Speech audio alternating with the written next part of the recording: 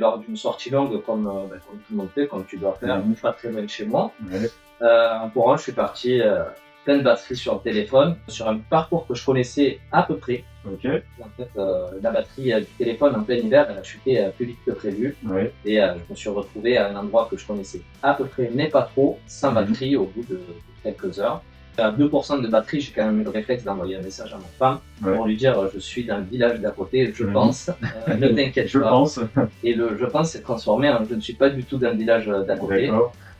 J'étais bien perdu et il m'a fallu marcher pendant quelques heures avant de retrouver une DFCI. Ce qui arrive, c'est que c'est la cascade de l'accident. Tu commences à te perdre, tu perds ton téléphone, tu es fatigué, tu stresses un petit peu, tu te dis qu'il faut retrouver une route, etc.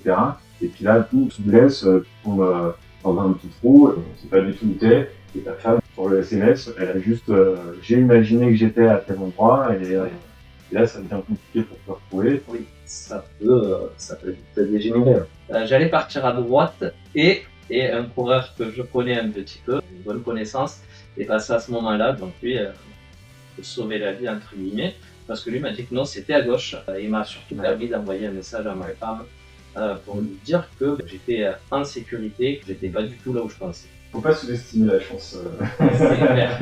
dans ce genre de Et situation. donc j'ai rassuré ma femme et j'ai pu rentrer sain et sauf à la maison. Je suis là, mon collègue.